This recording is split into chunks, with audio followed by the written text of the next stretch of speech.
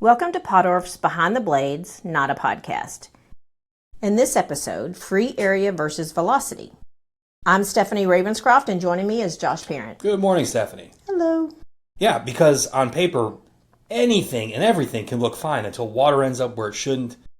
The louver starts making noise or your pressure drop is unexpectedly high, leaving you with a highly inefficient system. So let's walk through what free area really means, how velocity actually works, and where engineers get burned. First, let's review what free area is. Free area is the open portion of the louver that air can actually pass through, not the nominal size, not the wall opening, the measured available open area. Frames, blades, mullions, and screens all reduce free area, right? Yep.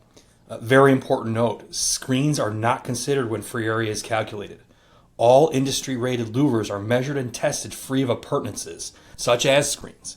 The concept being we only want to compare louvers, not every other available option. Manufacturers usually express free area as percentage of the nominal opening, and the percentage can vary widely between louver types. That's why two louvers with the same nominal size can perform very differently. Now, let's define velocity. Velocity is how fast air is moving through the free area, usually measured in feet per minute. Same airflow plus smaller free area equals higher velocity. Higher velocity drives pressure drop, noise, and water carryover risk. Now, mistakes can happen around confusing free area and velocity. The most common mistake is assuming nominal size equals free area. The louver is sized off the wall opening. Airflow is calculated and everything looks fine, until submittals. Then, when free area is lower than assumed, velocity spikes. That's when issues show up.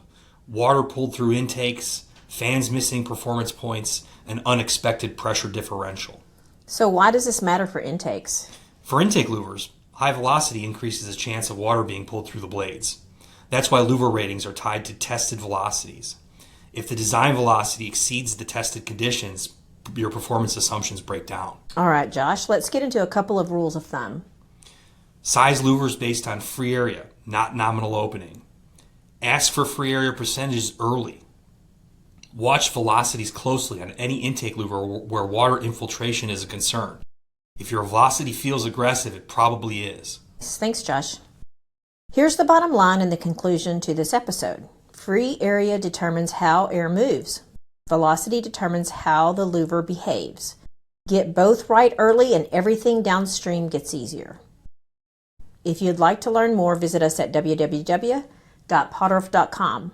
Thanks for joining us for this episode of Behind the Blades.